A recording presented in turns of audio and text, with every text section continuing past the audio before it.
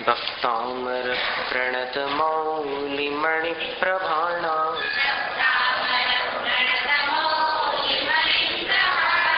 मुद्योत कंदलित पाप तमो वितानम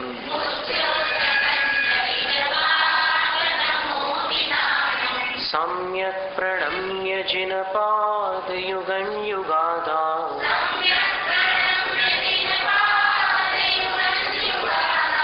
वालंबनं भवजले पतताञ्जनानां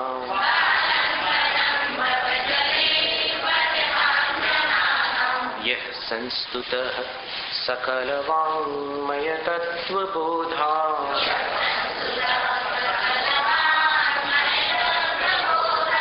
दुद्भूत बुद्धिपटुभिः सुरलोकनाथैः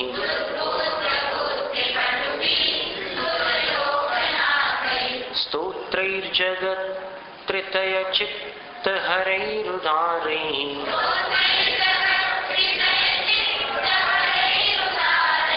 सोष्ये किलाहमपि तं प्रथमं जिनेन्द्रम्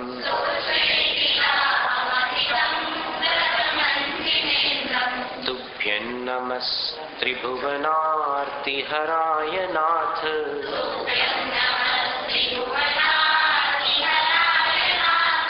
तुभ्यं नमः क्षितितलामलभूषणाय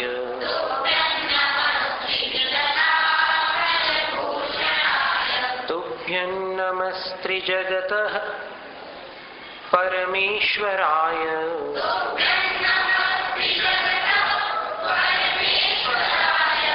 तुभ्यं नमो जिनभवो दधिशोषणाय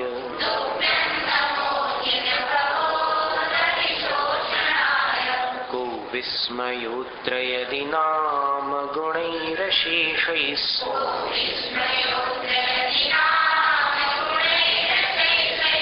त्वं संश्रितो निरवकाशतया मुनीश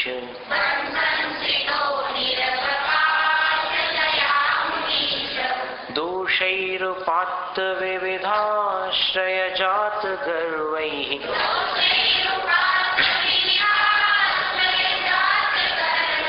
स्वप्नान्तरेऽपि न कदाचिदपीक्षितोऽसि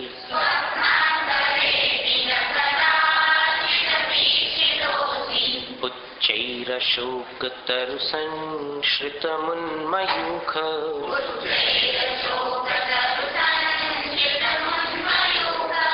मा भाति रूपममलं भवतो नितान्तम्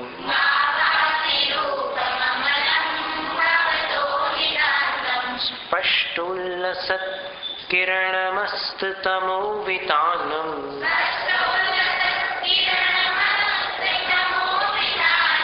बिम्बन् रवेरिव पयोधर पार्श्ववर्ती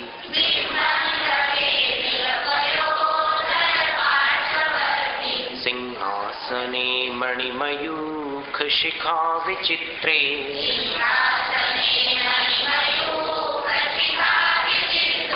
विभ्राजते तव वपुः कनकावदातम्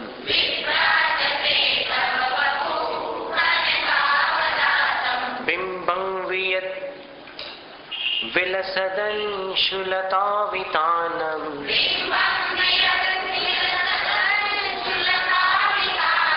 तुङ्गोदयाद्रिशिरसीव सहस्ररश्मेः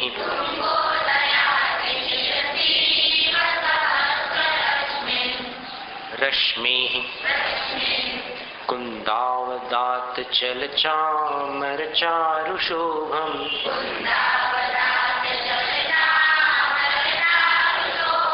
विभ्राजते तव वपुः कलधौतकान्तम्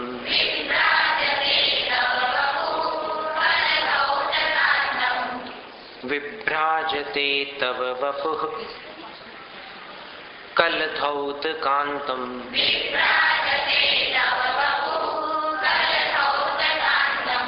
ये बड़ा संगीत है। तव वपु कलधौ, ये समझ में नहीं आता। तव वपु, यहाँ रुक जाना है। विभ्राजते तव वपुः कलधौतकान्तम्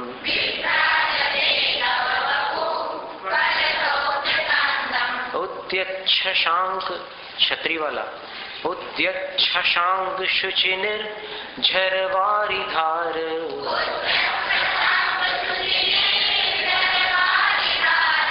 मुच्चैस्तटन सुरगिरेरिवशात कौम्भम्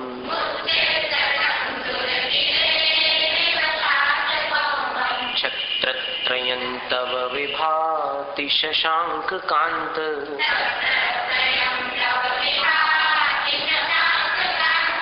मुच्चैस्थितं स्थगित भानुकर प्रतापम्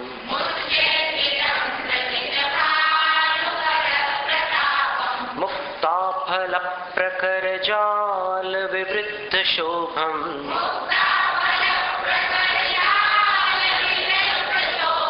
प्रख्यापयत्रि जगतः परमेश्वरत्वम्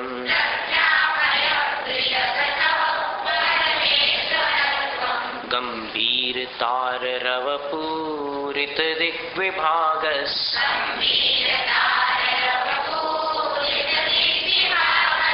त्रैलोक्यलोक शुभ संगम भूति दक्षः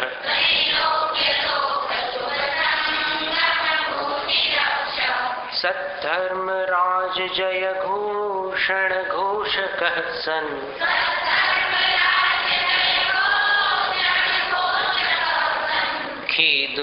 खेदुन्दुभिर्ध्वनति ते यशसः प्रवादी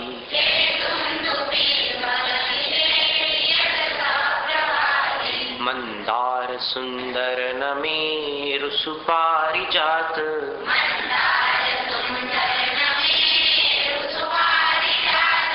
संतानकादि कुसुमोत्कर वृष्टिरुद्घा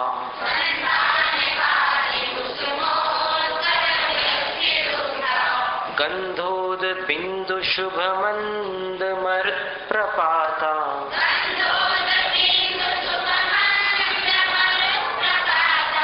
दिव्यातिवः पतति ते वचसान्ततिर्वा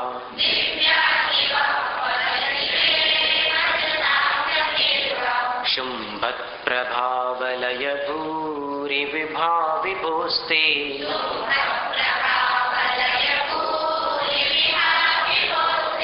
लोकत्रये द्युतिमतां द्युतिमाक्षिपन्ति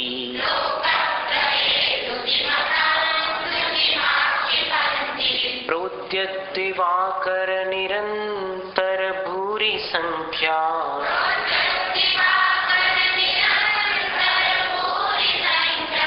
दीप्त्या जयत्यपि निशामपि सोम सौम्या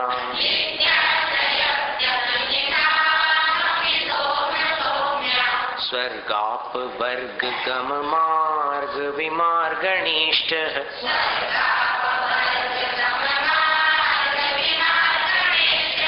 सद्धर्म तत्व कथनैक पटुस्त्रिलोक्याः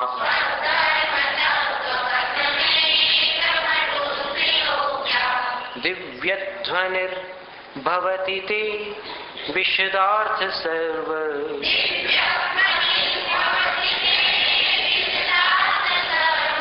भाषा स्वभाव परिणाम गुणैः प्रयोज्यः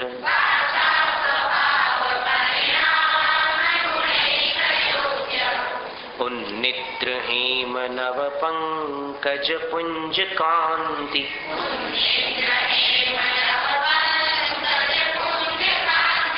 पर्युल्लसन्नख मयूख शिखाभिरामौ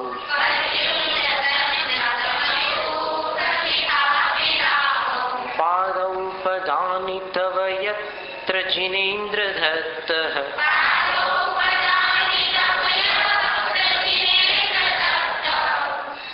हावे विसर्ग जिनेन्द्र दत्तः पद्मानि तत्र विबुधाः परिकल्पयन्ति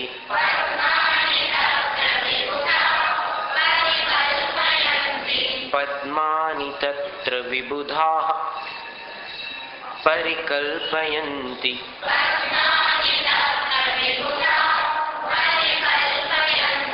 इत्थं यथा तव विभूतिरभूज्जिनेन्द्र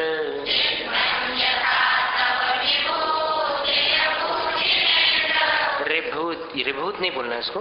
इत्थं यथा तव विभूति रभूज्जिनेन्द्र।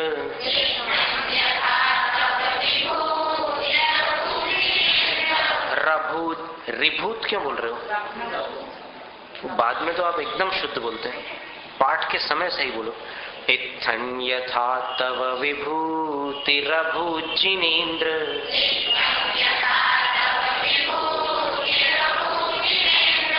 निशान लगा लो। धर्मोपदेशन विधौ, पर निशान लगाने से भी कोई फायदा नहीं, घर जाकर अगर किताब बंद पड़ी हो तो। धर्मोपदेशन विधौ न तथा परस्य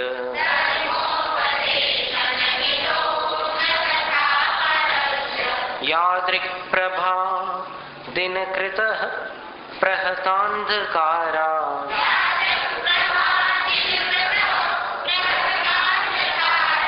तादृक् कुतो ग्रहगणस्य विकाशिनोऽपि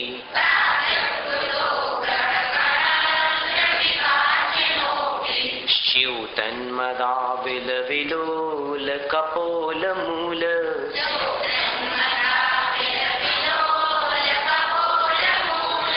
मत्तभ्रमद् भ्रमरनाद विवृद्ध कोपम्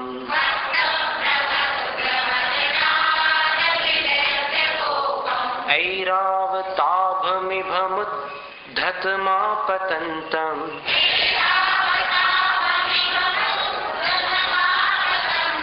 इसको ऐरावत नहीं बोलो, ऐरावताभमिभमुद्धतमापतन्तम्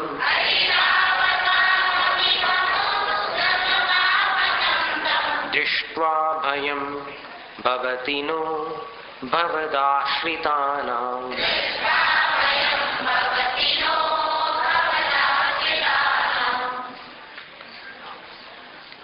यहां तक आ गया था। इन सब संकट उपद्रवों का निवारण भगवान की स्तुति से, भगवान की भक्ति से हो जाता है। ये बात आचार्य मानतुंग स्वामी कह रहे हैं। और एक दिन आपने सुना था कि हमने सुधासागर महाराज श्री का उल्लेख करते हुए कहा कि उनने एक दिन अपने व्याख्यान में ये कह दिया था कि धर्म से संकट निवारण नहीं होता।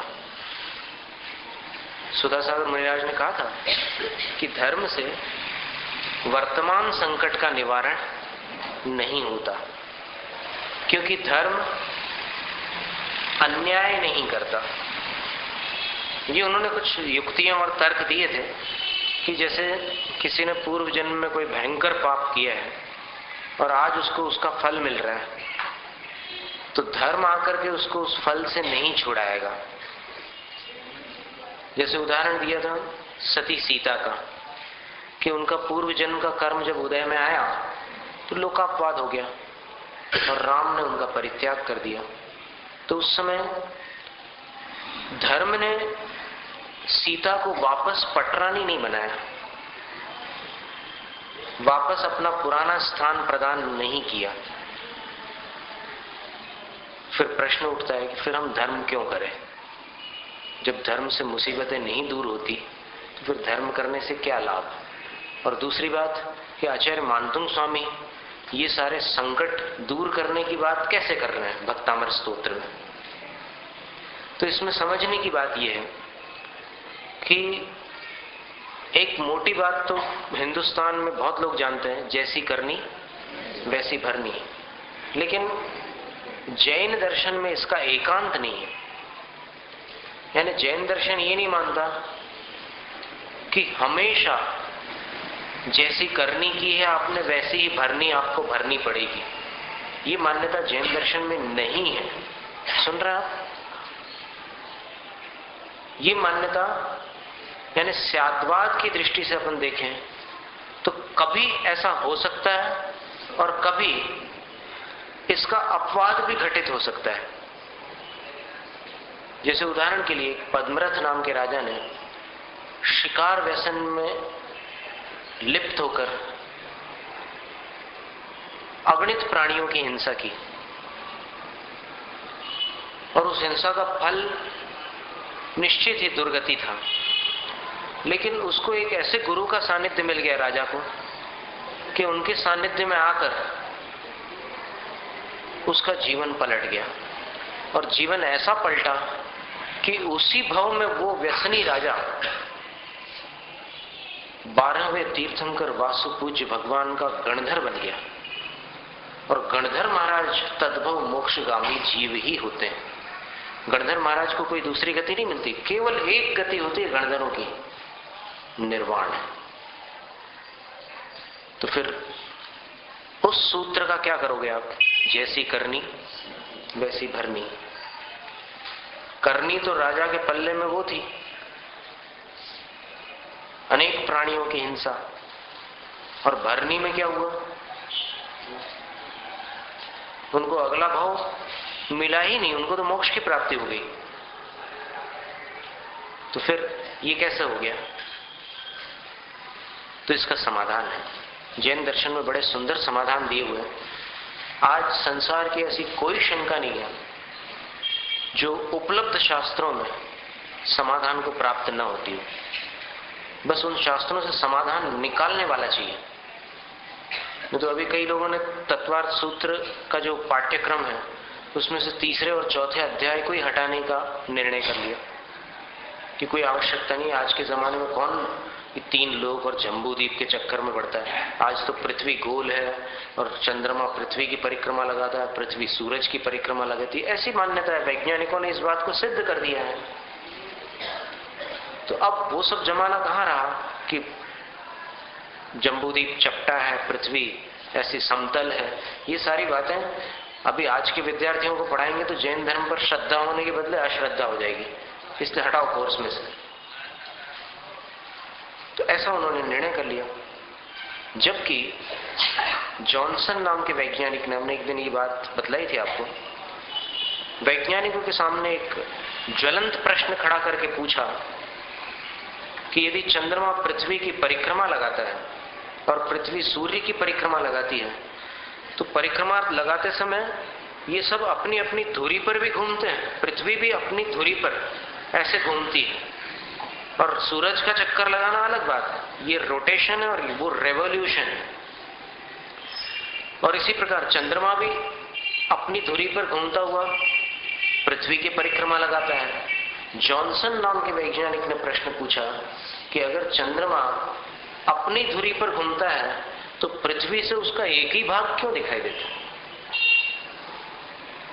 चंद्रमा ऐसे घूम रहा है तो फिर उसके दूसरे वाले भाग में क्या डिजाइन है, कैसा क्या है? वो एक ही खरगोश क्यों दिखता है? यहां से देखो तो एक ऐसा दिखता है ना, एक आकार। कवियों ने इसीलिए चंद्रमा का नाम शशांक रखा है। शश यानी खरगोश, शसला, और अंक यानी चिन्ह। तो वही भाग क्यों दिखता है यहां से? और अगर पृथ्वी सूर्य की परिक्रमा लगाती है और पृथ्वी ऐसी गोल है तो उस पर भी वैज्ञानिकों ने जो शोध किए, रॉस नाम के एक वैज्ञानिक ने स्लेज के ऊपर ट्रेन्ड कुत्तों के साथ बर्फ में 40,000 मील की यात्रा की। जबकि आप जानते हैं कि आर्कटिक सर्कल, इक्वेटर, फिर वो बीच में जो रेखाएं आती है, तो एक सलाल के पास आती है कर्क रेखा और एक मकर रेखा आती है। तो ऐसी रेखाएं होती है। तो निचले जो दक्षिणी ध्रुव के पास कौन सी रेखा है? Antarctic circle. वहां पर उन्होंने 40,000 मील की यात्रा की, जबकि वैज्ञानिकों के अनुसार वो जो सर्कल है उसका माप 10,700 के लगभग मीलों में आता है।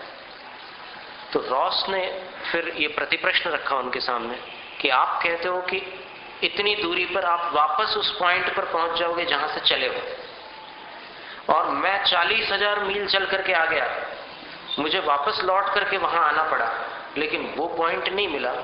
मैंने करीब करीब चौगुनी दूरी मैंने तय कर ली, लेकिन फिर भी वो बिंदु नहीं मिला जहां से शुरू किया था, तो लौट करके मुझे वापस आना पड़ा। तो फिर तुम ये कैसे कह सकते हो कि पृथ्वी गोल है? और फिर अंतरिक्ष से जो सैटेलाइट्स के माध्यम से जो चित्र खींचे गए हैं, उन चित्रों में कितनी प्रामाणिकता है, इस पर भी सभी वैज्ञानिक एकमत नहीं है। और सन 1969 में लगभग 16 जून या 16 जुलाई का दिन रहा होगा, नील आर्मस्ट्रॉन्ग और उनका साथी, क्या नाम था, जो भी था, ये दोनों चंद्रमा के ऊपर उतर गए। इस पर भी अमेरिका के एक एरोनॉटिक्स डिपार्टमेंट के बिल केसिंग नाम के वैज्ञानिक ने आपत्ति उठाई है। उसका कहना है कि अमेरिका में 100 में से 20 लोग इस बात पर विश्वास नहीं करते कि नील आर्मस्ट्रॉन्ग चंद्रमा पर उतरा था, क्योंकि चंद्रमा हजारों मील की दूरी पर, और उतनी दूरी तक ये यान गया, और फिर वहां जाते समय बीच में जो रेडिएशंस आते हैं, तरंगें आती हैं, उन तरंगों में मनुष्य को या तो कैंसर हो जाता है, या उसके पूरे बाल झड़ जाते हैं, या फिर उसके पूरे सिस्टम खराब हो जाते हैं, और बहुत सारे नुकसान होते हैं शरीर में। उसको क्रॉस करके ये लोग एल्यूमिनियम का जो स्पेस सूट था उसके साथ कैसे निकल गए, और चंद्रमा का जो तापमान था -150 डिग्री था, वहां पर इनको ठंड कैसे नहीं लगी। अभी कोई अगर एल्यूमिनियम का कपड़ा पहन करके चला जाए हिमालय पर, तो वो जीवित नहीं लौट सकता बर्फ में से। और ये लोग एल्यूमिनियम के स्पेस सूट्स पहन करके गए चंद्रमा पर, और चंद्रमा का तापमान था -150 डिग्री, तो कैसे जिंदा लौट आए वापस। और फिर 9 एस्ट्रोनॉट्स रहस्यपूर्ण ढंग से मृत्यु को क्यों प्राप्त हो गए, वो मर क्यों गए, इन सारी बातों पर। और फिर चंद्रमा पर अमेरिका का झंडा बिना हवा के ऐसे लहराता हुआ क्यों दिख रहा है वहां के फोटोग्राफ्स में। और फिर चंद्रमा पर जो लोग उतरे हैं उनकी परछाइयां अलग अलग दिशाओं में क्यों आ रही है, जबकि सूरज एक तरफ है। ऐसे इतने सारे ज्वलंत प्रश्न इसने रखे हैं अपने सामने कि उसका जवाब देना मुश्किल है। और फिर प्रकाश दूसरी तरफ है, और फिर जो अंतरिक्ष यान चंद्रमा पर उतरा है उसमें जहां यूनाइटेड स्टेट्स लिखा हुआ है, वो वाला हिस्सा इस तरफ से कैसे दिखाई दे रहा है फोटोग्राफ में, जबकि इधर अंधेरा है। अंधेरा में वो यूनाइटेड स्टेट्स ये अक्षर कैसे दिखाई दे रहे हैं। ऐसे कितने कितने प्रश्न हैं, और इसका समाधान अपन एक ही समझ पाते हैं कि कोई ऐसी राजनीति चलती है जिसके कारण जनता के दिमागों में वो जानकारियां भर दी जाती हैं जो असत्य है। आ रहा समझ में कि कुछ ऐसी जानकारियां समाचारों के माध्यम से जनता में फैला दी जाती है जो असत्य है, वास्तविक नहीं है। और फिर भारत तो अमेरिका को देवता मानता है, तो यदि देवता कुछ कह दे तो फिर उसका गुलाम कैसे नकार सकता है। अमेरिका अगर ये कह दे कि सूरज का दक्षिण से उदय होता है, तो फिर भारत के बहुत सारे लोग एक दूसरे को समझाएंगे कि अरे अभी नई शोध हुई है, दक्षिण से होता उदय, वो मान लेंगे। जबकि जिनेंद्र भगवान की वाणी पर बहुत से लोग ऐसे हैं जिनको शंका रहती है कि ये सब कितने सैकड़ों वर्ष पुराने शास्त्र हैं, इनमें जो बातें लिखी है वो सही है, या फिर आज अमेरिका के बड़े बड़े वैज्ञानिक लोग जो बतला रहे हैं, फोटोज दिखा रहे हैं, वो सही है। किसको सच माने। तो एक तो कुछ ऐसा श्रद्धालु वर्ग होता है जिसके लिए विज्ञान काला अक्षर भैंस बराबर है, तो वो तो कहेगा कि नहीं, हम तो शास्त्र को ही मानेंगे।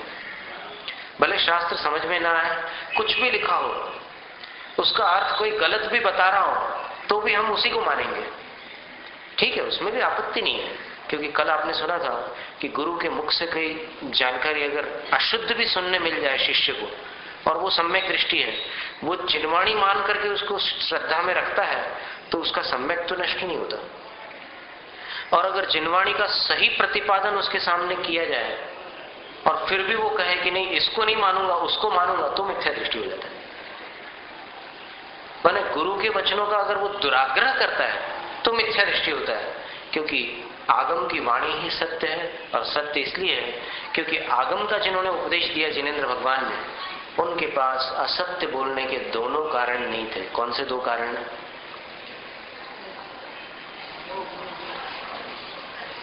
चालू करो ट्यूबलाइट। आपको बुरा तो नहीं लगता कभी कभी हम ऐसे शब्द बोलते थे?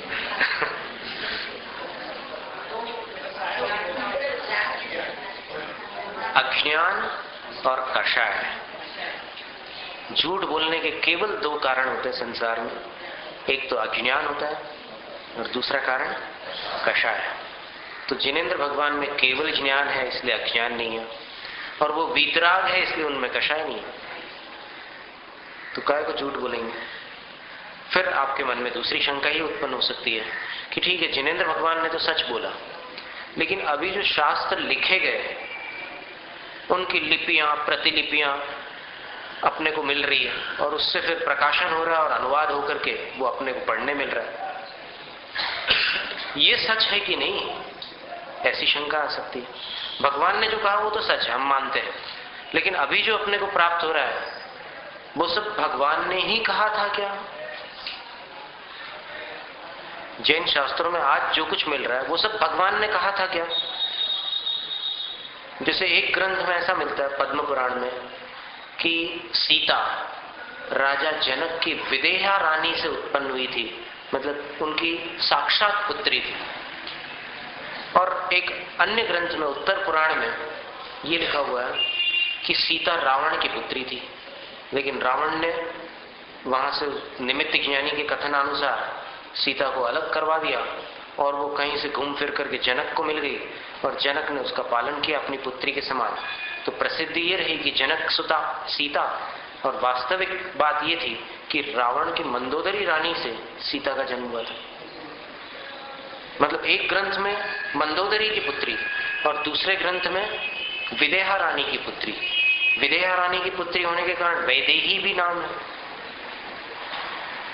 विदेहाया अपत्या स्त्री इति वैदेही, वैदेही नाम भी आता है। तो अब किसको सच मानोगे? दोनों सच है क्या? दोनों तो सच असंभव है, हो ही नहीं सकते। और दोनों कथन है आचार्यों के कथन, और दोनों आचार्य अपने श्रद्धेय आचार्य। आचार्य रविशेन स्वामी भी श्रद्धेय। अभी आज बहुत सारे विद्वानों ने और बहुत सारे लोगों ने पद्म पुराण को उतना प्रामाणिक नहीं माना है, क्योंकि पद्म पुराण की कुछ बातें उनको बहुत अटपटी लगती हैं। जबकि अटपटी लगने का कारण केवल इतना है कि उन्होंने जैन शास्त्रों का अर्थ निकालने की विधि नहीं समझी। अर्थ निकालने की विधि नहीं मालूम उनको, इसलिए वो गलत अर्थ निकाल करके ये बता रहे हैं कि ये ग्रंथ गलत है, जबकि ग्रंथ गलत नहीं है। पर ऐसे जो दो उल्लेख मिलते हैं, ऐसे दो उल्लेखों की पूरी पुस्तक है। अभी अभी एक मुनिराज ने उभयम वाक्यम प्रमाणम नाम से एक पुस्तक लिखी है। उसमें जहां जहां जैन शास्त्रों में 2-3 ऐसे उल्लेख मिलते हैं एक ही विषय में, भिन्न भिन्न कथन मिलते हैं, उनका संग्रह किया है। और एक मूल शंकर देसाई जी हुए थे बहुत पहले, उन्होंने भी एक श्री जिनागम नाम से पुस्तक लिखी थी। उसमें जहां जहां 2-2 प्रकार के कथन मिलते हैं उनका संग्रह था। तो ऐसी स्थिति में आज वर्तमान युग में अपन कौन से कथन को सत्य माने, कौन से को असत्य माने, क्योंकि दोनों सत्य नहीं हो सकते कि सीता मंदोदरी की भी पुत्री थी और विदेहा रानी की भी पुत्री थी, क्योंकि एक संतान का जन्म दो माताओं से तो हो ही नहीं सकता। फिर क्या करोगे? और जिनेंद्र भगवान ने तो इनमें से कोई एक ही बात कही होगी, ऐसा हो नहीं सकता कि जिनेंद्र भगवान ने कोई ऐसी त्रुटि की हो। तो ऐसी स्थिति में क्या करना? तो इसके लिए धवला ग्रंथ में आचार्य वीरसेन स्वामी ने बहुत सुंदर उपाय निकाला है। आचार्य वीरसेन स्वामी कहते हैं कि इस काल के प्रभाव से और क्षेत्र की दूरी होने के कारण कभी कभी कुछ उपदेश ऐसे होते हैं जो वहां की परिस्थिति के अनुसार चलते रहते हैं। जैसे दो धाराएं मुख्य रूप से अपने जैन आचार्यों में चली है, एक उत्तर प्रतिपत्ति और एक दक्षिण प्रतिपत्ति। उत्तर भारत के आचार्य थे, उनका जैन दक्षिण भारत के आचार्यों के साथ संपर्क नहीं था, क्योंकि प्रत्येक 5 वर्षों में एक संघ सम्मेलन होता था। ये नियम था। पूरे भारत के जितने जैन श्रमण हैं, श्रमण का अर्थ होता है निर्ग्रंथ साधु, दिगंबर मुनि, और अपनी जैन संस्कृति का दूसरा नाम श्रमण संस्कृति भी है। जैन संस्कृति को क्या कहते हैं? श्रमण संस्कृति। तो जितने साधु होते थे वो सब एक स्थान पर एकत्रित होते थे, और उनमें कोई सबसे बड़े आचार्य होते थे, वो उन सब को साथ में बैठाल कर प्रतिक्रमण कराते थे, और फिर सबके विचार विमर्श होते थे, और फिर अगले 5 वर्षों तक धर्म की किस प्रकार प्रभावना करनी है, किन स्थानों पर विभिन्न संघों को विहार करना है, और फिर वर्तमान की समस्याएं क्या है, समाज की स्थितियां क्या है, इन सब बातों पर विचार विमर्श करके वो सारे आचार्य फिर विहार करते थे। युग प्रतिक्रमण पूर्ण करके सारे सब साधु मिलकर के वहां पर एक युग प्रतिक्रमण करते थे। जैन युग 5 वर्ष का होता है और इतर संप्रदायों का युग 12 वर्ष का होता है। तो युग प्रतिक्रमण करने के बाद वो सारे साधु फिर 5 वर्षों के लिए एक दूसरे से बिछड़ते थे। अलग अलग संघों का अलग अलग दिशाओं में विहार होता था। फिर उतने चातुर्मास करने के बाद पुनः किसी स्थान पर निर्धारित करके वो फिर मिलते थे एक जगह, और मिलने का स्थान हमेशा एक स्थान नहीं रहता था। जैसे महिमा नगरी में सबसे बड़े आचार्य उस युग के आचार्य महासेन थे। वहां जो संघ सम्मेलन हुआ था, उस संघ सम्मेलन से 2 मुनिराज जो युवा मुनि थे, एक सुबुद्धि मुनि और दूसरे नरवाहन मुनि, इन दोनों को चुनकर जो वहां पत्र आया था गिरिनगर की चंद्र गुफा से, धरसेन आचार्य का एक पत्र आया हुआ था। उस पत्र में लिखा था कि मेरे पास 2 योग्य साधुओं को तत्काल प्रेषित कीजिए। मेरे पास जो आज ज्ञान बचा है शुद्ध परंपरा का, वो मेरे साथ न नष्ट हो जाए, इसलिए उनको देना चाहता हूं। तो महिमा नगरी में जब आचार्य महासेन स्वामी ने उस पत्र को पढ़ा, तो उस पत्र को पढ़ करके वो भी गंभीर हो गए। उनने भी विचार किया कि उनके पास जो ज्ञान है वो अभी किसी के पास नहीं है, इसलिए वो ज्ञान उनके साथ न चला जाए, इसलिए 2 साधुओं को भेजते हैं। तो बहुत सारे संघ एकत्रित हुए थे, उनमें से 2 युवा साधुओं को छांट कर उन्होंने बोला कि आप यहां से विहार करेंगे और बाकी साधु यहां प्रतिक्रमण करेंगे। आपके लिए ये कार्य अधिक आवश्यक है, क्योंकि प्रतिक्रमण का दिन जो होता है वो एक सांवत्सरिक प्रतिक्रमण का दिन आषाढ़ शुक्ला चतुर्दशी, चातुर्मास की स्थापना के दिन होता है। और वर्तमान में कई संघों में वो सांवत्सरिक प्रतिक्रमण, वार्षिक प्रतिक्रमण दीपावली के दिन किया जाता है। अपने आचार्य संघ में भी दीपावली के दिन किया जाता है, लेकिन शास्त्रों में जो उसका विधान है वो आषाढ़ शुक्ला चतुर्दशी का दिन है। और बाकी आषाढ़ के बाद फिर कार्तिक और फाल्गुन, इसमें चातुर्मासिक प्रतिक्रमण होते हैं। मैंने अष्टान्निका का जो पर्व आता है उसमें चतुर्दशी के दिन 4 महीने का प्रतिक्रमण करते हैं, और फिर हर 15 दिनों में पाक्षिक प्रतिक्रमण होता है। तो इस तरह श्रुत की रक्षा करने के लिए धरसेन आचार्य महाराज ने उन 2 साधुओं को अपने पास बुलाया। और जिस दिन वो साधु पहुंच रहे थे सवेरे मनोहर प्रहर में, ब्राह्म मुहूर्त के पहले, दर्शन आचार्य महाराज श्री ने एक स्वप्न देखा कि 2 सफेद रंग के सुंदर बैल, जिनके गलों में घंटे लटक रहे हैं और घंटे की बहुत मधुर ध्वनि हो रही है, वे बैल बड़े दूर से आ रहे हैं और मेरी प्रदक्षिणा लगाकर चरणों में नमस्कार कर रहे हैं। तो आचार्य दर्शन स्वामी समझ गए कि आज जिन 2 साधुओं को मैंने यहां प्रेषित करने के लिए पत्र भेजा था वो पहुंच जाएंगे। स्वप्न से उन्होंने जान लिया और वो पहुंचे दोनों मुनि, और दोनों मुनियों ने इनको नमस्कार किया और नमस्कार करके फिर 3 दिन तक सामान्य प्रतिपत्ति होती है। जब कोई आचार्य के पास कहीं दूसरे संघ से साधु आते हैं तो 3 दिन तक सामान्य व्यवहार होता है और उसके बाद फिर विशेष व्यवहार होता है उनके गुणों के आधार पर। तो 3 दिनों तक वो सामान्य रूप से वहां रुके रहे और उसके बाद फिर वो आचार्य श्री के पास आकर के निवेदन करते हैं कि हे आचार्य श्री, हमें महिमा नगरी से आचार्य महासेन स्वामी ने भेजा है, वेणा नदी के तट से हम चले आ रहे हैं और हम आपकी सेवा में उपस्थित हैं, आप आदेश करिए, हम सब कुछ करने को तैयार हैं। तब दर्शन आचार्य उन दोनों को एक एक मंत्र देते हैं। बोले कि 2 उपवास करके इस मंत्र को सिद्ध करके मेरे पास आओ। दोनों मुनि 2-2 उपवास करते हैं और मंत्र सिद्ध होता है। लेकिन सिद्ध जब होता है मंत्र, तब जो शक्तियां प्रकट होती है सामने, उन शक्तियों में कुछ विकृति दिखाई देती है।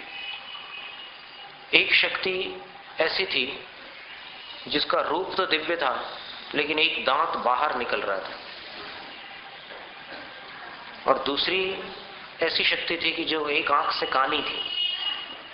तो दोनों मुनियों ने एक दूसरे से वार्तालाप करके आपस में विचार विमर्श किया कि जैन शास्त्रों में तो देवताओं का ऐसा स्वरूप है नहीं।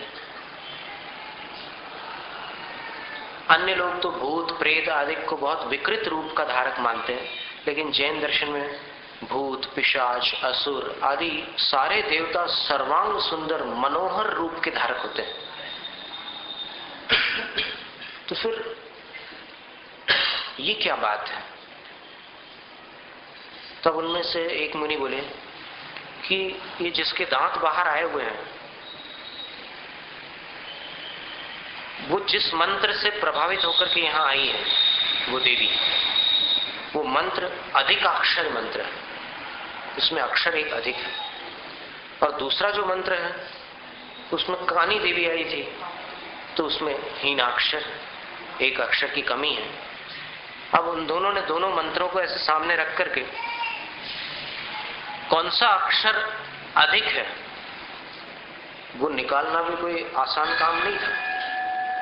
उस अक्षर को छांट करके, क्या दर्शन आचार्य जैसे विद्वान आचार्य ने मंत्र को बदल करके परीक्षा लेने के लिए उन दोनों को सौंपा था, तो उन्होंने उसमें से वो अक्षर निकाला और इस मंत्र में भी सही स्थान पर फिट किया। और उसके बाद फिर से उस मंत्र को जैसे ही पढ़ा तो वो दांत कप से अंदर चला गया और उसकी आंख सही हो गई। ये घटना उन्होंने आचार्य श्री से निवेदित की। तो आचार्य श्री ने बोला बस यही चाहता था मैं स्वप्न के माध्यम से जान चुका था कि तुम पात्र हो, लेकिन तो भी शास्त्रों में ये उल्लेख है कि बिना परीक्षा लिए किसी को ज्ञान नहीं देना।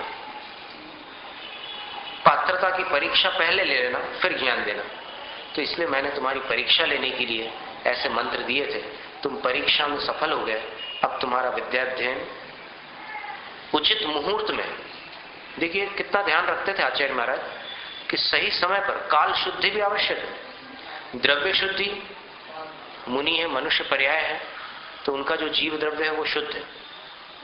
क्षेत्र शुद्धि, जहां अध्ययन कराएंगे वो स्थान बिल्कुल पवित्र होगा। 200 धनुष तक मलमूत्र और सूखे चर्म का अंश भी न हो, ऐसे स्थान पर सिद्धांत का स्वाध्याय कराते हैं। इतने कठोर नियम है, तब जाकर के वो विद्या प्राप्त होती है। और नियम पाले बिना आप सोचो कि हम एक बार ग्रंथ पढ़ लें और हमें सब कुछ याद हो जाए, होता नहीं। कई लोग बोलते हैं कि याद नहीं होता, क्या करें? आप कैसे याद रखते हो? हमसे पूछते हैं कुछ लोग। तो उसका कारण यही है विनय। विनय और शुद्धता के साथ अध्ययन करने पर ज्ञान में वृद्धि होती है, क्योंकि अपनी विशुद्धि बढ़ती है। और अगर अपन अशुद्धि के साथ अध्ययन करते हैं तो फिर विशुद्धि नहीं बढ़ती और जो ज्ञान प्राप्त किया है उस समय पर काम नहीं देता। आचार्य कुंदकुंद स्वामी ने अष्टपाउड़ ग्रंथ में लिखा है विनयेन सुदमदीदम। आचार्य कहते हैं कि सुहेण भाविदम नाणम दुखे जादे विनश्यति तम्मा जहा बलम जोई अप्पा दुखे ही भावे। सुख सुविधाओं में प्राप्त किया हुआ ज्ञान कष्टों में समाप्त हो जाता है। जैसे आपने एयर कंडीशनर ऑन करके एकदम अनुकूल वातावरण में बैठकर अथवा सर्दियों में हीटर चालू करके ऐसे आज पैर ऐसे फैलाकर बिस्तर पर लेटे लेटे रजाई शरीर पर ओढ़कर और ऐसे किताब लेकर के पढ़ा, अप्पा देह दो भिन्नो, आत्मा शरीर से भिन्न है। तो ये जो ज्ञान है आपका, किसी दिन धूप में खड़े रहने का मौका पड़ा स्टेशन पर टिकट खरीदते समय और पसीना आ रहा हो शरीर में और हवा करने के लिए आपके पास रुमाल भी न हो, ऐसी स्थिति में आपको लगेगा कि आज पता नहीं किसका मुंह देखा था सुबह। तब ये बात स्मृति से बाहर हो जाएगी कि आत्मा शरीर से भिन्न है। उस समय सारा ज्ञान नष्ट हो जाएगा। तो सुविधाओं में प्राप्त किया हुआ ज्ञान कष्टों में नष्ट हो जाता है। इसलिए आचार्य कुंदकुंद स्वामी कहते हैं कि तपस्या के साथ ज्ञानार्जन करो, कुछ त्याग करके स्वाध्याय करो। स्वाध्याय करते हो किसी भी ग्रंथ का तो एक ग्रंथ जब तक पूर्ण न हो जाए तब तक अपने भोजन में से किसी अच्छी वस्तु का, मनपसंद वस्तु का त्याग रखो। कौन सी वस्तु का त्याग? करेला, दलिया, बहुत बढ़िया बढ़िया वस्तुएं त्याग करने के लिए कि जिनका त्याग करने पर महसूस ही ना हो कि त्याग है।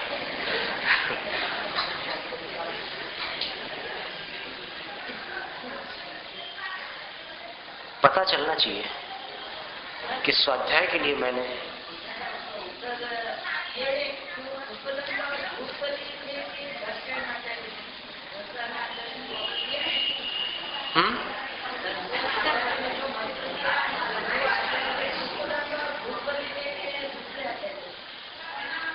अभी हमने वो कथा पूर्ण नहीं की थी और हम क्या श्रुत पंचमी के दिन इसकी पूरी कथा सुनाते हैं। और अभी हमने उसका एक अंश सुनाया था जब नरवाहन और सुबुद्धि नाम से वे दोनों मुनि आए थे दर्शन आचार्य के चरणों में और उन्होंने उस ज्ञान को हासिल किया था। अभी तो हमने कहां तक बताई कथा कि शुभ मुहूर्त में उन्होंने विद्या अध्ययन प्रारंभ करा दिया। अभी नाम बदलने तक तो अपन पहुंचे नहीं थे, लेकिन अंत में जब विद्या अध्ययन संपन्न हुआ तब जो घटना घटित हुई उस घटना के आधार पर दर्शन आचार्य महाराज जी ने दोनों शिष्यों का नाम परिवर्तित करके, देवताओं ने जिनकी दंत पंक्ति व्यवस्थित कर दी थी, कभी दांत आगे पीछे रहते ना, तो जिन मुनि के दांत बहुत आगे पीछे थे उनकी दंत पंक्ति को उन देवताओं ने, वहां के जो जैन शासक के जो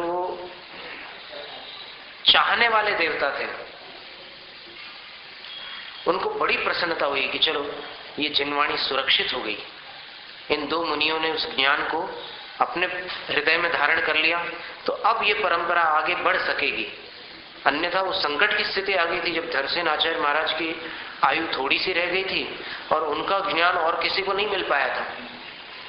तो जब उन दोनों मुनियों को ज्ञान दे दिया उन्होंने, तब देवताओं ने अपनी प्रसन्नता किस प्रकार व्यक्त की। एक मुनि की जो दंत पंक्ति थी वो अव्यवस्थित थी, तो देवताओं ने अपनी सामर्थ्य से उस दंत पंक्ति को एकदम व्यवस्थित कर दिया। बहुत आसानी से कर सकते हैं देव लोग, अब आपको ये जानकारी मिलेगी तो देवों के पीछे मत पड़ जाना कि हे देव मेरे लिए कछु कर दो। देखो, आपको अगर कुछ मांगना ही हो तो ऐसी चीज मांगो जो दुर्लभ हो।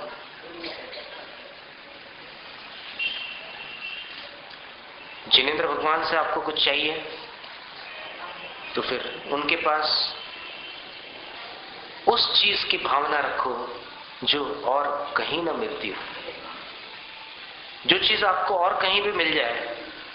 अब जैसे मान लो आपके मोहल्ले में कोई दुकान है, वहां कोई चीज मिलती है, तो उसको छोड़ करके आप बिग बाजार जाकर वो चीज खरीदो, तो ये बुद्धिमानी है क्या? जो चीज घर के बाजू में मिल रही है उसको आप यहां न लेकर के वहां जाकर के खरीदो। बिग बाजार में तो कोई बिग चीज खरीदो जो चीज यहां वहां कहीं न मिलती हो ऐसी चीज वहां जाकर के ली जाती। इसी प्रकार जो चीज दुनिया में चारों गतियों में प्राप्त हो रही है वो चीज यहां आकर के मांगना बुद्धिमानी नहीं है। यहां आकर तो उसकी भावना करो जो संसार में कहीं नहीं है, केवल यहीं है। और अगर यहां आकर के आप उस चीज की याचना करते हैं जो दर दर पर मिल जाए, तो फिर आप घर के बाजू की दुकान को छोड़कर बिग बाजार जा रहे हैं वही चीज खरीदने के लिए जो यहां बाजू में उपलब्ध है। जैसे उदाहरण के लिए आपको केला खरीदना है, अब केला का ठेला आपके घर के सामने खड़ा है, लेकिन आप उसको छोड़ करके बड़ोदरा जा रहे हैं केला खरीदने के लिए बताइए।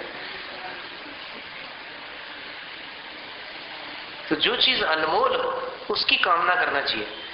और इसीलिए जो अंत में अपन प्रार्थना पढ़ते हैं ना, भावना, उसमें कई बातों को रिजेक्ट किया गया है, कैंसल किया गया है, छोड़ा गया है कि ये हम नहीं करते प्रार्थना आपसे, क्योंकि ये चीजें प्रार्थना करने पर मिल जाए ऐसा भी नियम नहीं है, और प्रार्थना करने किए बिना न मिले ऐसा भी नहीं है। हमारे कष्ट मिट जाए नहीं यह प्रार्थना स्वामी, तो प्रार्थना नहीं करने पर भी कष्ट मिट जाते हैं। कई बार आपने देखा हो कुछ ऐसे लोग होते हैं, नास्तिक होते हैं, उनको कोई मतलब नहीं मंदिरों से या देवताओं से, भगवान से, लेकिन उनके कष्ट भी मिट जाते हैं। तो फिर ऐसी चीज हम क्यों मांगे जो बिना मांगे मिल जाए? ऐसी चीज हम क्यों मांगे? फिर हम तो कोई ऐसी चीज चाहते हैं जो आपके निमित्त से हमें प्राप्त हो सकती है। तो इस तरह ऐसी बहुत सारी बातें हैं। तो चर्चा क्या थी? दंत पंक्ति जिनकी ठीक हो गई थी उनका नाम, तब वो फूलों जैसी जगमगा रही थी दंत पंक्ति, बहुत सुंदर लग रही थी। जैसे चमेली के फूल में एक के बाद दूसरी पंखुड़ी होती है, एकदम व्यवस्थित क्रम से होती है। तो पुष्प जो मुनि थे, सुबुद्धि और नरवाहन, ऐसे दो मुनि थे ना, तो उनमें से एक मुनि की जो दंत पंक्ति थी वो सही हो गई, तो फिर गुरु महाराज ने उनका नाम रख दिया पुष्प दंत।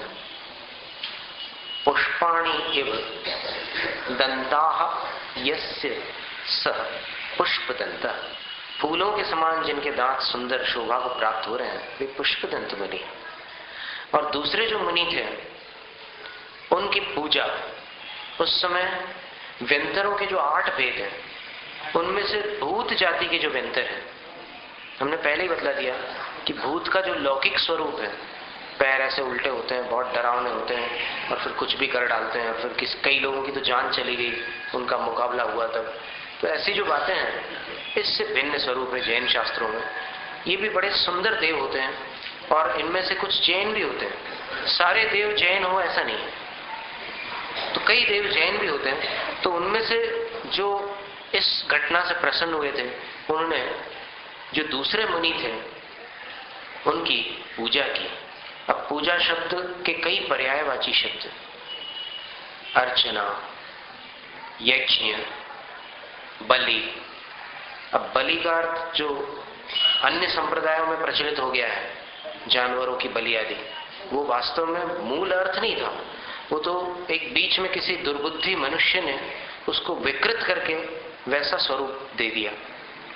पर्वत नारद और वसु की कथा भी आपने सुनी होगी या उनका नाम सुना होगा कि उस पर्वत ने वो पशु बलि वाला यज्ञ प्रारंभ किया, और वो भी रामायण की घटना से कुछ समय पूर्व। उसके पहले पशुओं की बलि नहीं होती थी, कभी कहीं नहीं होती थी, लेकिन उस समय से ये प्रक्रिया प्रारंभ हुई और आज महाराष्ट्र में बहुत अधिक प्रचलन है उस प्रथा का। आषाढ़ महीने में लाखों जानवरों की बलियां चढ़ती है महाराष्ट्र में, और अभी लोग लगे हुए हैं, उसके प्रयास में हैं कि वो बंद हो। और अच्छा, अगर बंद हो जाए तो बहुत अच्छी बात है, प्रयास करने से बहुत सारे काम होते हैं। तो बलि शब्द का अर्थ भगवान की भक्ति था, पूजा था। तो भूत जाति के जो वेंतर देव थे, उन्होंने आकर के इन मुनिराज की भक्ति की थी, पूजा की थी।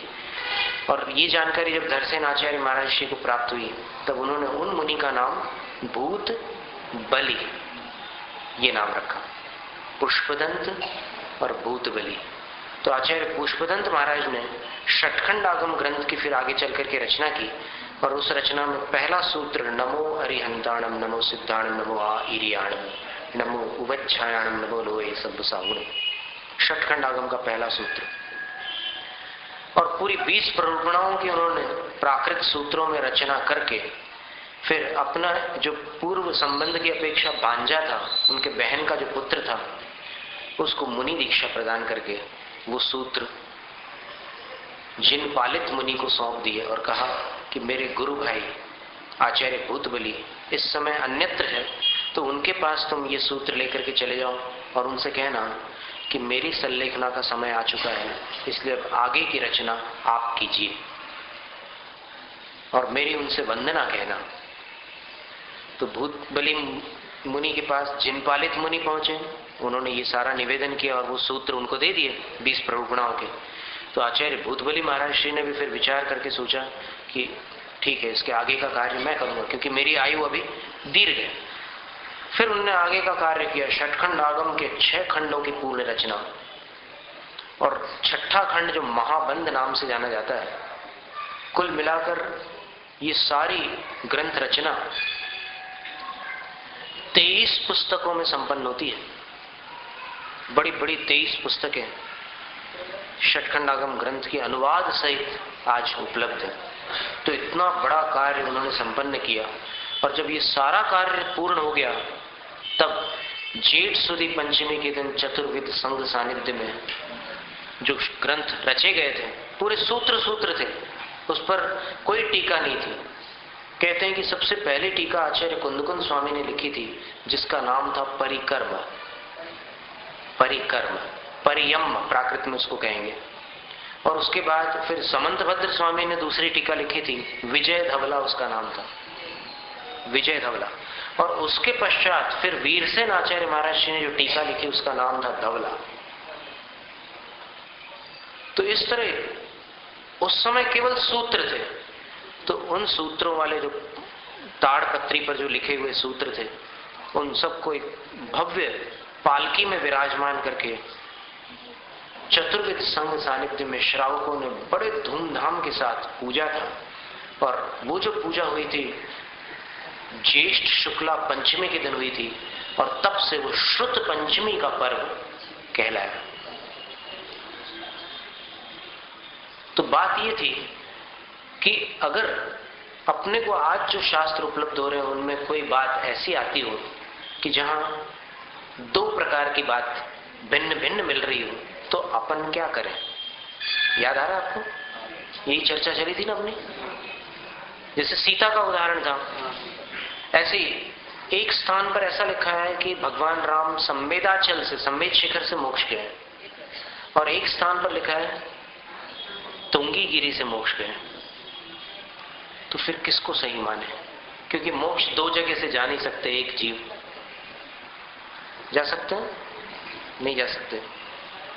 तो फिर किसको सही माने? तो इसमें वीरसेन आचार्य महाराज जी ने धवला की 9वीं पुस्तक में इसका बड़ा सुंदर समाधान दिया। वो समाधान ये है कि वे आचार्य वीरसेन स्वामी कहते हैं कि मेरे सामने 4 तारीखें हैं,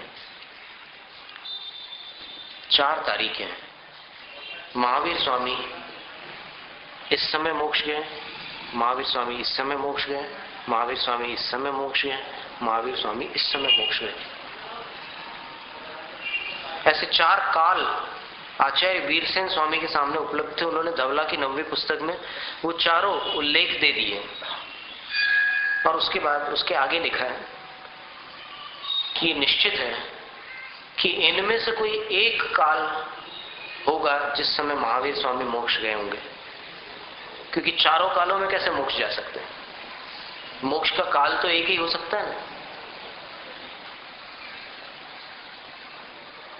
पर कौन सा काल सही है ये मैं नहीं कह सकता, उसको जानकार लोगों के माध्यम से निर्णय करना चाहिए।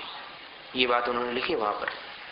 और फिर और भी उन्होंने कुछ ऐसे उल्लेख करके लिखा है कि एलाचार्य का शिष्य इसमें अपनी जिह्वा नहीं चलाता इस विषय में। जहां पर 2-3 प्रकार की मान्यताएं और वर्णन आए तो फिर इनने अपना निर्णय नहीं देकर के कह दिया कि मैं इसमें निर्णय नहीं करता। और कोई अच्छे ज्ञानी हो जो इसका निर्णय कर सके। अब आचार्य वीरसेन स्वामी क्या ज्ञानी नहीं थे?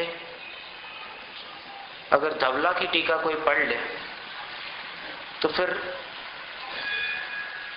ब्रेन वॉश हो जाए वो।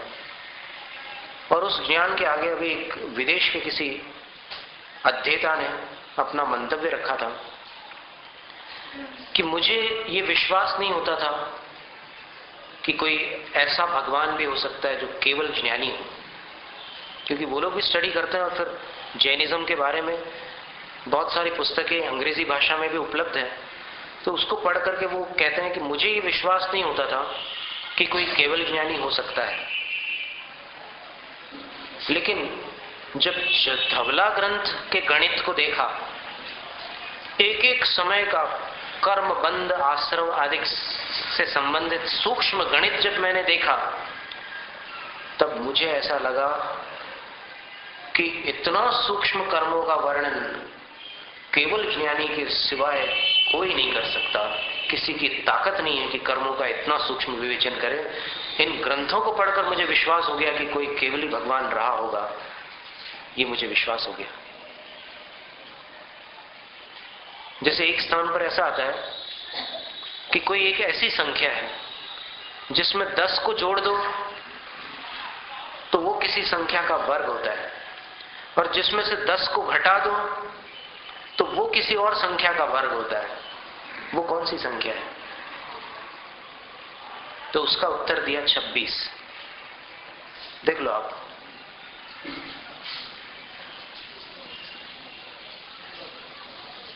छब्बीस में 10 को जोड़ दो, 36 हो गया। किसका वर्ग हो गया? 6 का। 26 में से 10 को घटा दो, 16। अब 16 4 का वर्ग। ऐसा गणित है जैन शास्त्रों में कि आप दंग रह जाओ। आइंस्टाइन के फॉर्मूला E=mc² से भी आगे के सूत्र जैन शास्त्रों में आज उपलब्ध है। और धवला की तो बात छोड़ दो आप, लब्धिसार क्षपणासार का जो गणित है आज, वो न तो श्वेतांबरों के पास है, न वैदिक गणित में भी उतना उच्च कोटि का गणित कहीं देखने को मिलता है।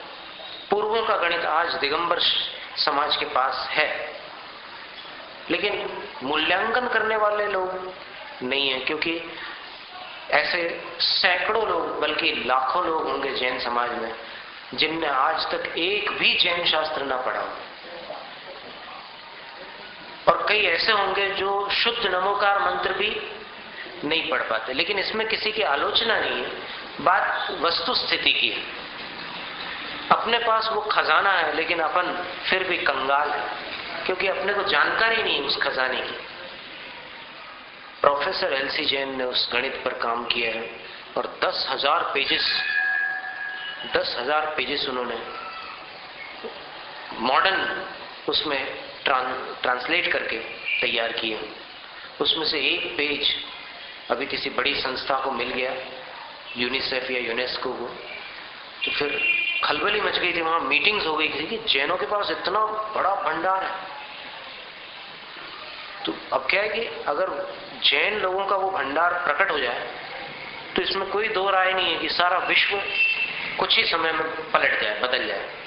क्योंकि कंप्यूटर्स पर अगर ये दिखने लग जाए कि गाली देने से या थोड़ा सा क्रोध करने पर उसके कितने परमाणु कर्मों के आकर के आत्मा में चिपक जाते हैं, और कितने समय बाद जब वो उदय में आते हैं तो कैसे रिएक्शंस प्रकट होते हैं। वो चीज अगर कंप्यूटर पर मॉडल्स के माध्यम से आंखों से दिख जाए तो फिर किसी को उपदेश देने की आवश्यकता नहीं कि तुम 7 व्यसन छोड़ दो, रात्रि भोजन मत करो, क्योंकि आंखों से दिख रहा वहां कि रात्रि भोजन करने वाले को कितने समय के बाद कैसा परिणाम प्राप्त हो रहा है, वो खुद देख सकता है। उसमें किसी उपदेश की जरूरत ही नहीं है। लेकिन प्रोफेसर एलसी जैन हमारे साथ 2 महीने रहे वो नागपुर में, और उस गणित के बारे में काफी अच्छी चर्चाएं हुई। उनका कहना था कि मुझे 200 प्रोफेसर्स की जरूरत है, 200, तब ये काम हो जाएगा और फिर पूरी दुनिया पलट जाएगी, आतंकवाद समाप्त हो जाएगा और फिर हिंसा, व्यसन आदि सब मिट जाएंगे। पर काल भी प्रबल है, कलिकाल, पंचम काल, और लोगों की बुद्धि विषय कषायों में ज्यादा रुचि लेती है इन शास्त्रीय लाभों की अपेक्षा। तो इसलिए ये बात बहुत मतलब ठंडे बस्ते में पड़ी हुई है, समझ लो। वो 10,000 पेजेस उनके पास पड़े हुए हैं, उनका जो भी शोध संस्थान है वहां पर वो कार्य चलता है, और समाज की राजनीति भी कभी कभी कुछ कार्यों में बाधक बन जाती है कि भाई अगर ये आगे आ गए तो फिर इनका नाम हो जाएगा। अब लोग नाम के पीछे इतने अच्छे काम को भी गौण करना चाहते हैं। आप ये देखिए कि काम कितना श्रेष्ठ है। और ठीक है, फिर अपन ये कह सकते हैं कि जो केवली भगवान ने देखा होगा वही होगा, और क्या होगा। तो महावीर स्वामी ने जो अपने ज्ञान में जाना है उसके विरुद्ध तो कुछ होने नहीं वाला। लेकिन इतना कुछ खजाना अपने पास आज भी उपलब्ध है, जबकि आज कितना घट चुका है ज्ञान। 2000 वर्षों में जो ज्ञान उस समय था शास्त्रों का, आचार्य यतिवृषभ महाराज ने लिखा है तिलोई पंडिती में कि चारण रिद्धि के 250 से अधिक भेद होते हैं, लेकिन कौन से भेद होते हैं उसका ज्ञान मुझे प्राप्त नहीं है, क्योंकि वो पंचम काल के कारण, काल के प्रभाव से विलीन हो चुका है। इस वाक्य को पढ़कर के एकदम आदर का भाव जागृत होता है हृदय में कि देखो 250 भेद हैं, 250 से भी अधिक भेद है चारण रिद्धि के, लेकिन आचार्य महाराज कितनी सहजता से कह रहे हैं कि मेरे पास वो ज्ञान नहीं है। अब समस्या यह है कि जो जितना बड़ा विद्वान होता है वो इस बात को और कठिनाई से प्रकट करता है कि मुझे नहीं मालूम, लेकिन ये इतने बड़े ज्ञानी होकर के भी कहते हैं कि मुझे नहीं मालूम। तो सच्चे ज्ञानी का यही लक्षण है कि सच्चा ज्ञानी सरल भी होता है और मानी भी नहीं होता, और जो मानी होता है और कुटिल होता है वो ज्ञानी नहीं होता है। ये स्थिति है। तो फिर आचार्य वीरसेन स्वामी ने क्या समाधान दिया इतनी सब चर्चाओं के बाद? अंत में उस बात पर अपन आते हैं। आचार्य वीरसेन स्वामी कहते हैं कि जब तक अपने पास कोई प्रामाणिक जानकारी न हो तब तक जो भी जानकारी अपने को मिल रही है उसको संग्रहित कर लेना। समझ रहे हैं बात को?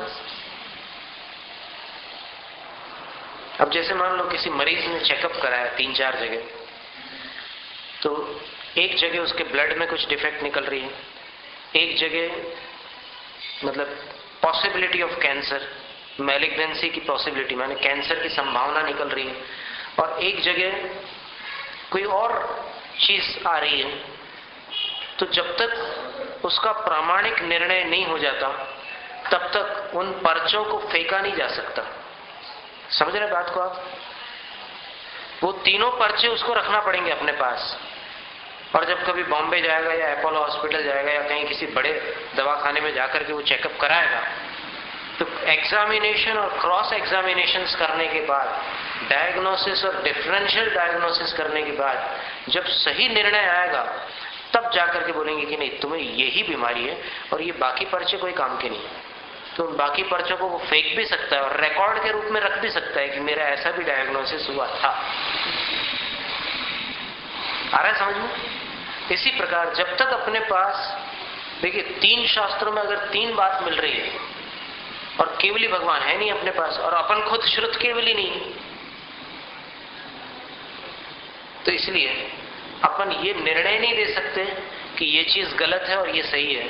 दोनों का आप संग्रह रखो, और खींचातानी न किए बिना एकदम उसको प्रेम से, आस्था पूर्वक उन दोनों को अपने पास रखो।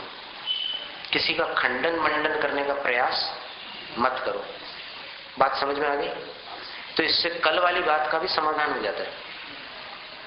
जैसे कई लोगों के मन में शंका रहती है ना कि पंचामृत अभिषेक सही है या गलत है, तो अगर अपने को जैन शास्त्रों में उसका उल्लेख मिल रहा है तो फिर अपन उसको गलत तो कह नहीं सकते। अब दूसरी बात ये रही कि फिर निर्णय कैसे करें। तो निर्णय करने का जब तक अपने पास साधन नहीं है, या तो फिर खुद श्रुत केवली बन जाओ तो निर्णय हो जाएगा इसी वक्त। ताकत है बनने की। श्रुत केवली बनने के लिए पहले मुनि बनना पड़ता है, ये और सुन लो। तो या तो श्रुत केवली बन जाओ, और केवली भगवान बतला चुके हैं कि अंतिम श्रुत केवली भद्रभाव होंगे, उसके बाद कोई बनने नहीं वाला। तो ये ऑप्शन तो गया काम से, अपन तो श्रुत केवली बन नहीं सकते। या फिर कोई श्रुत केवली या केवली की खोज करो जो सही आंसर दे दे। अब ये भी अगर नहीं कर सकते तो फिर इसको गलत या सही कहने का अधिकार अपने को नहीं होता। और यही कारण है कि हम आपको कुछ ऐसी घटनाएं सुना सकते हैं कि हमारे गुरु महाराज 13 पंथ और 20 पंथ के विवाद में कभी पड़ते ही नहीं। महत्व की बात बतला रहा हूं आपको, ध्यान से सुन रहे हैं आप। और इसका उदाहरण हम देते हैं आपको।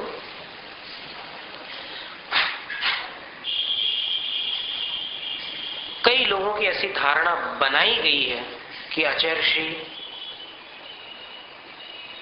13 पंथ के समर्थक हैं और 20 पंथ के विरोधी हैं। कई लोगों की ऐसी धारणा बनाई गई है, जबकि आचार्य श्री के आप पास जाकर के बातचीत करेंगे या फिर कभी भी उनके हृदय को आप देखेंगे तो पता चलेगा कि ऐसा कुछ भी नहीं है। शासन देवताओं के ऊपर आचार्य श्री के जो प्रवचन है, पद्मावती, क्षेत्रपाल आदि के ऊपर, उसको अगर आप सुनोगे तो आप आश्चर्य में पड़ जाओगे कि अरे आचार्य श्री ऐसी बात कर रहे हैं। और फिर किसी और के व्याख्यान आप सुनोगे तो आप फिर आश्चर्य करोगे कि अरे ये ऐसा कह रहे हैं। तो बहुत सारी बातें ऐसी हैं कि जिसको जनता ठीक से जान नहीं पाती और फिर निर्णय ऐसा कर लेती कि आचार्य जी इस चीज को मानते हैं और इसको मान्यता नहीं देते। अब आचार्य श्री के मन को आपने कैसे जाना? उनके साथ 20 साल रहने वाला भी आचार्य श्री की गहराई को नहीं पा सका, तो फिर आपने 20 मिनट में या 20 सेकंड में कैसे समझ लिया कि आचार्य श्री की मान्यता क्या है? और इसका उदाहरण हम देते हैं आपको। जब आचार्य श्री इधर मांगी तुंगी नाम का जो सिद्ध क्षेत्र है वहां पहुंचे थे, तो लगभग फरवरी का समय रहा होगा और पद्मप्रभ भगवान का मोक्ष कल्याणक दिवस था। तो मोक्ष कल्याणक दिवस था तो फिर वहां के जो ट्रस्टीज थे, वहां के जो प्रबंधकारिणी समिति के सदस्य थे, उन्होंने बड़ा भव्य आयोजन किया हुआ था। और उस आयोजन में वो लोग इस बात से घबराए हुए थे कि आचार्य श्री को कैसे आमंत्रित करें, क्योंकि यहां जो विधियां होने वाली है ये पूरी दूध से भी अभिषेक होगा, दही से भी होगा, घी से भी होगा और फलों के रस से भी होगा, सर्वौषध से भी अभिषेक होगा। ये सारा पूरा अभिषेक होगा, बड़ा अभिषेक होगा। तो इसमें आचार्य श्री को कैसे बुलाएं? और फिर दूसरी बात, यहां पर अभिषेक करने वाले सिर्फ पुरुष होंगे ऐसा भी नहीं है, कई बहनें माताएं भी वहां पर अभिषेक करेंगी। तो ऐसे कार्यक्रम में आचार्य श्री को कैसे आमंत्रित करें? सब चिंता में पड़ गए। ये बिल्कुल सत्य प्रामाणिक घटना, इसके फोटोग्राफ्स भी है आचार्य श्री के। एक फोटो हमारे पास भी रखा हुआ है। तो उस समय सारा संघ अपने अपने कार्यों में लीन था। आचार्य श्री भी अपने स्थान पर बैठे हुए थे। तो वहां पर और भी आर्यिकाओं के संग विराजमान थे। मांगी तुंगी में सिर्फ आचार्य श्री का ही संग हो उस समय ऐसी बात नहीं थी, और भी साधु लोग थे। तो उनके पास जाकर के मैनेजर ने पूछा कि अब ऐसी स्थिति में क्या करें, आचार्य श्री तो अलग आमनाएं वाले हैं और फिर यहाँ जो कार्यक्रम हो रहा है वो दूसरी आमनाएं से हो रहा है, आचार्य श्री को कैसे क्या करें। तो फिर उन माताजी ने कहा कि देखो इतने बड़े गुरु आपके क्षेत्र पर आए हुए हैं, इस सिद्ध क्षेत्र पर, तो आपका कर्तव्य होता है कि उन गुरु के चरणों में श्रीफल अर्पित करना और फिर उनके सामने ये निवेदन भी कर देना कि यहां पर ऐसा कार्यक्रम हो रहा हो और आचार्य श्री यदि आप चलना चाहो तो चलिए, हम आपको आमंत्रण देते हैं।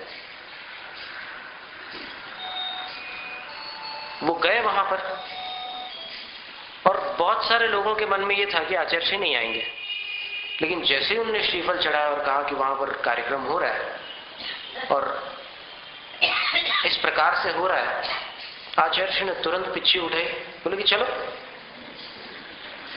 और आचार्य श्री वहां पहुंच गए। अब आचार्य श्री पहुंचे तो फिर संघ में कौन साधु ऐसा है जिसकी मजाल हो कि वो न जाए आचार्य श्री के साथ। आचार्य श्री पहुंच गए तो सत्संग पहुंच गए आचार्य श्री, और उस विशाल भव्य आयोजन को सभी साधुओं ने देखा। और उसके बाद लास्ट में जब शांति धारा आदि सब संपन्न हुई, तब जो गंधोदक था पात्र में, वो लेकर के लोग आचार्य श्री के पास आए। पूरा संघ ऐसे देख रहा था आचार्य श्री की तरफ मतलब उस समय संघ की उत्कंठा उनके अंदर समाहित नहीं हो पा रही थी कि अब आचार्य श्री क्या करेंगे। पंचामृत अभिषेक का गंधोदक आया, एकदम सस्पेंस के साथ सब लोग ऐसे देख रहे थे। तो आचार्य श्री ने ऐसे देखा गंधोदक की तरफ और थोड़ा सा मुस्कुराया और उस गंधोदक को ऐसे मस्तक पर लगा लिया। अब इस घटना से क्या प्रमाणित हुआ कि आचार्य श्री 20 पंथ के विरोधी हैं, पंचामृत का निषेध करने वाले हैं। आचार्य श्री सब शास्त्रों की जानकार है। आचार्य श्री ने पद्म पुराण ग्रंथ को संस्कृत से पढ़ा हुआ है। वो जानते हैं कि शास्त्रों में इन बातों का वर्णन है और वो शिष्यों को भी बोलते हैं कि कभी इसका विवाद मत खड़ा करो। जो लोग जिस प्रकार से भगवान की आराधना कर रहे हैं, आराधना तो कर रहे हैं, क्यों अशांति पैदा करना उनकी आराधना में। वो अगर कोई इस प्रकार से पूजा कर रहा है उसको आशीर्वाद, कोई उस प्रकार से पूजा कर रहा है उसको भी आशीर्वाद। किसी से लड़ाई झगड़े का कोई प्रश्न ही नहीं उठता। और सही क्या है इसका निर्णय आचार्य ने बोला कि मैं इसका निर्णय नहीं देता, मैं इस विषय पर नहीं बोलता, क्योंकि समाज में इन बातों को लेकर बहुत कषाय भाव है। ये चीज आचार्य ने हमसे कही थी नेमावर में कि मैं इस बारे में इसलिए नहीं बोलता क्योंकि समाज में कषाय है। ये कषाय शब्द बोला था आचार्य ने, इस विषय को लेकर के समाज में कषाय होती है, इसलिए इस बारे में नहीं बोलता। पर अभी इतनी चर्चा के बाद सार क्या निकल रहा है कि जब तक अपन केवली या श्रुत केवली को प्राप्त नहीं कर लेते या स्वयं श्रुत केवली नहीं बन जाते, तब तक शास्त्रों में लिखी हुई किसी भी बात को सत्य असत्य कहने का अपने को कोई अधिकार नहीं है। अपने को यही मानना चाहिए, संग्रह कर लेना चाहिए। अब कोई ऐसी बातें भी हैं शास्त्र में कि जैसे मुक्ति होगी तो कैसे होगी, संयम से ही होगी, तो इसमें किसी आचार्य का कोई मतभेद नहीं है। सब आचार्य एक मत है कि संयम से ही मुक्ति होती है, तो इसमें कोई मतभेद नहीं है। लेकिन कुछ ऐसी बातें हैं कि जहां पर अपने को 2 या 3 प्रकार के उल्लेख मिलते हैं, तो उनका अपने को क्या करना।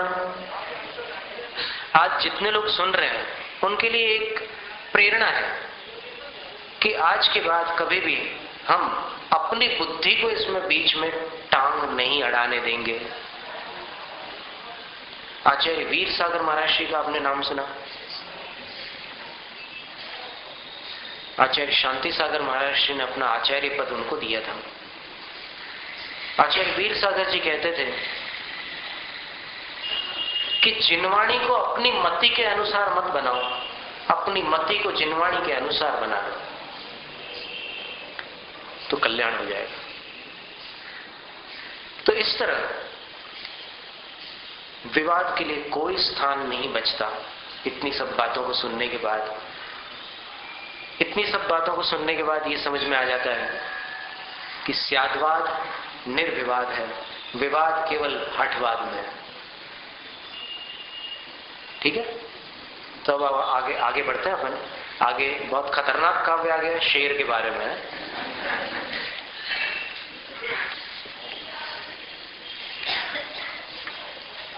एक बार आचार्य विमल सागर महाराज श्री से भी किसी ने पूछा था कि महाराज श्री, आप तो सब शास्त्रों को पढ़ने वाले हैं, आपने तो कितने शास्त्र पढ़े, आप तो दीक्षा के पहले विद्वान थे, पंडित थे, तो आपको ये सब सही लगता है क्या? वही जो विधि चल रही थी पूजन, देखो विवाद सिर्फ पूजन आदि की विधियों में चलता है, बाकी तो अपने शास्त्रों में कहीं कोई ऐसा मतभेद नहीं है। बाकी जो शास्त्र इन मंदिरों में होते हैं, जो वही शास्त्र उन मंदिरों में होते हैं। 13 पंथ की विधि से पूजा करने वालों के मंदिर में भी वही शास्त्र मिलेंगे, 20 पंथ की विधि से पूजा करने वालों के मंदिर में भी वही शास्त्र मिलेंगे। तो शास्त्रों के प्रति किसी को कुछ नहीं है, लेकिन पूजन की विधि को लेकर के शंकाएं मन में उत्पन्न हो जाती है। लेकिन सभी का समाधान निकाला जा सकता है। बस समाधान निकालने के लिए अपने को कषाय के सिंहासन से नीचे उतरना पड़ेगा और प्रेम के सिंहासन पर बैठना पड़ेगा, प्रेम के आसन पर। और प्रेम के आसन पर जब सब एक साथ एक चटाई पर बैठेंगे, देखो एक आसन पर अगर आप बैठोगे तो आप अलग रहोगे और बाकी लोग बेचारे नीचे बैठना पड़ेगा सब। नहीं, वहां बैठ करके निर्णय नहीं होगा कषाय के आसन पर। उस आसन से नीचे उतर जाओ और प्रेम की दरी बिछा करके सब लोग एक साथ बैठो और बैठ करके देखो क्या रास्ता नहीं निकलता, बराबर निकलता है।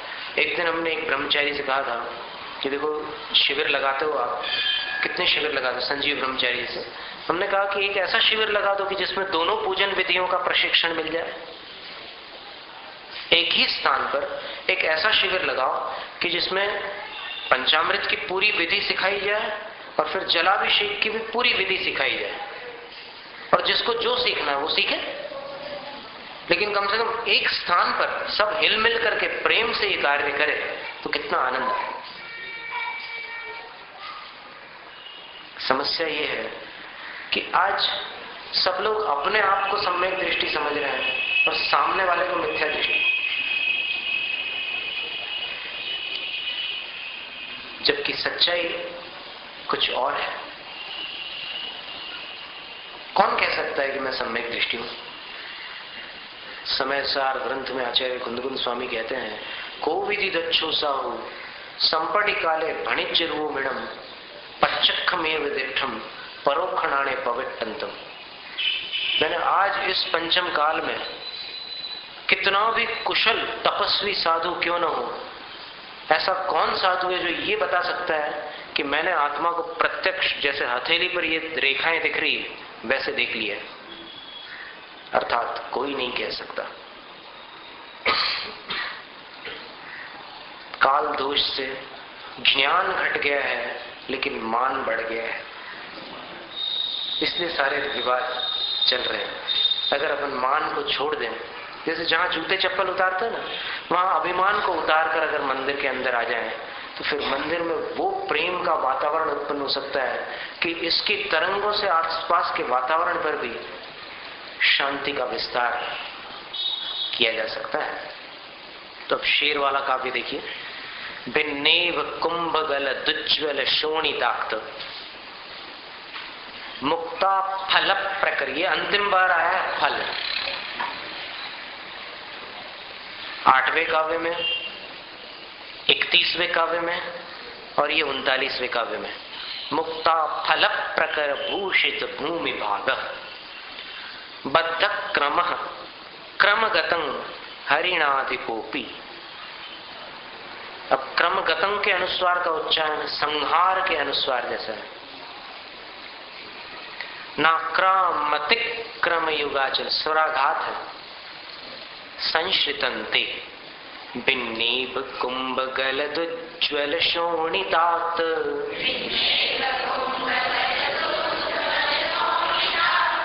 मुक्त मुक्ता फल प्रकर भूषित भूमि भागः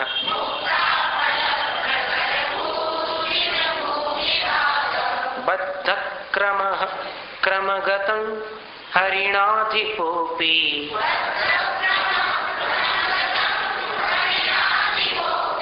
नाक्रामतिक्रमयुगाचल संश्रितन्ते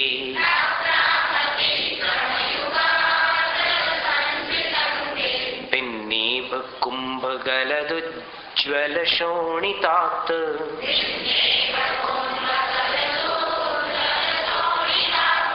मुक्ता फल प्रकर भूषित भूमि भागः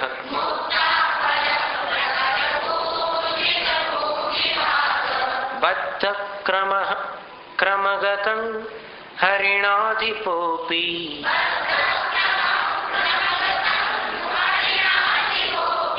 नाक्रामतिक्रमयुगाचल संश्रितन्ते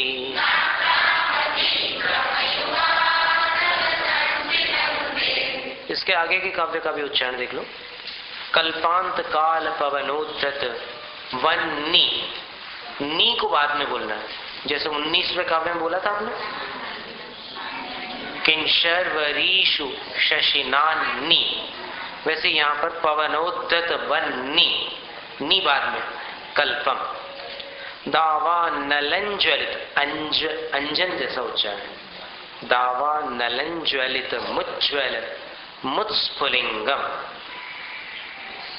फिर विश्वंजी, विश्वन अंजन जैसा, विश्वंजी घत्सुमिव सम्मुख मापतंतम। भक्तावर का हमें सबसे कठिन उच्चारण यही लगता था, आप लोगों के लिए सरल हो सकता है क्योंकि सबका मुंह एक जैसा नहीं होता। विश्वंजी घत्सुमिव सम्मुख मापतंतम, सबसे लास्ट में हमने ये सीखा है इसका उच्चारण। तन नाम कीर्तन जलन, अंश जैसा उच्चारण, जलन शमयत्य शेषम। कल्पांत काल पवनोद्धत वन्निकल्पम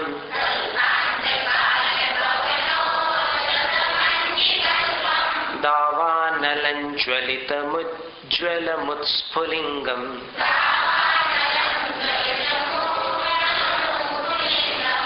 दावानलन ज्वलित मुज्ज्वल मुत्स्फुलिंगम।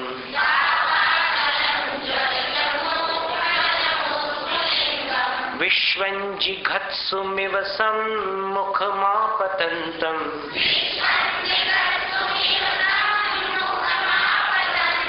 त्वन्नाम कीर्तन जलन शमयत्य शेषम।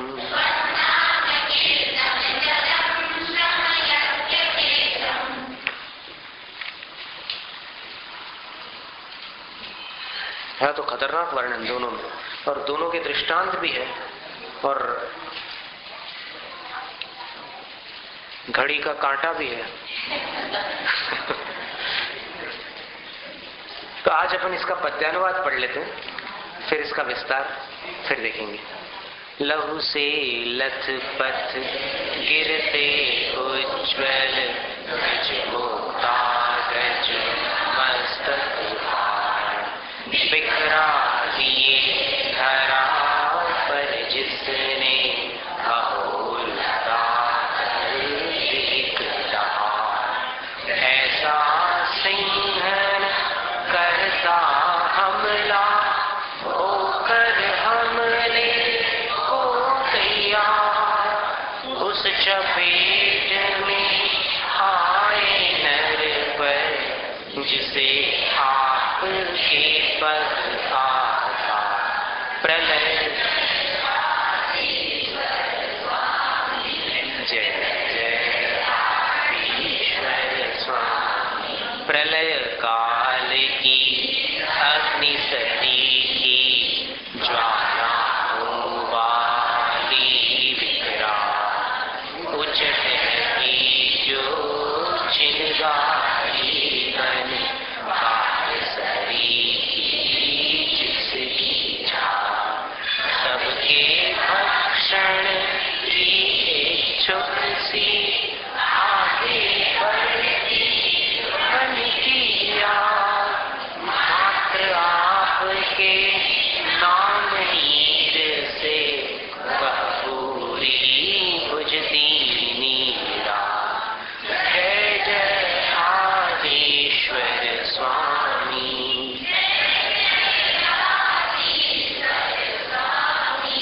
जय जय आदिश्वर स्वामी। अब इन काव्यों को लेकर के कुछ संस्मरण और कुछ घटनाएं भी, जैसे कल हमने सुना था हाथी के बारे में। गजरत में एक हाथी आउट ऑफ कंट्रोल हो रहा था, मदमत्त हो रहा था, तो किस प्रकार वो भगवान के जयकार से और नमोकार मंत्र से शांत हो गया और कोई दुर्घटना नहीं घटी। उसी प्रकार शेर से संबंध रखने वाली भी कुछ घटनाएं हैं और अग्नि से संबंधित भी वर्तमान युग की घटनाएं हैं जो भगवान की भक्ति से शांत हो गई। और चर्चा अपनी जो प्रारंभ हुई थी पहले, उसमें जैसी करनी वैसी भरनी, ये विषय आज बाकी रह गया है। तो इसके ऊपर आप ख्याल रखना, आगे अपने को इसका समाधान प्राप्त करना है। जैसी करनी वैसी भरनी, इसमें फिर धर्म का क्या हाथ रहा, ठीक है। स्तोत्र पठन में मेरे द्वारा यदि जो कहीं कहीं प्रमाद से कुछ अर्थ वाक्य पद मात्रा छूट गई, सरस्वती मेरी उस त्रुटि को कृपया क्षमा करें और मुझे कैवल्य धाम में माँ अविलंब धरे। वांछित फलदात्री चिंतामणि सदृश मात तेरा, वंदन करने वाले मुझको मिले पता मेरा। बोधि समाधि विशुद्ध भावना आत्म सिद्धि मुझको मिले और मैं पा जाऊं मोक्ष महासुख को।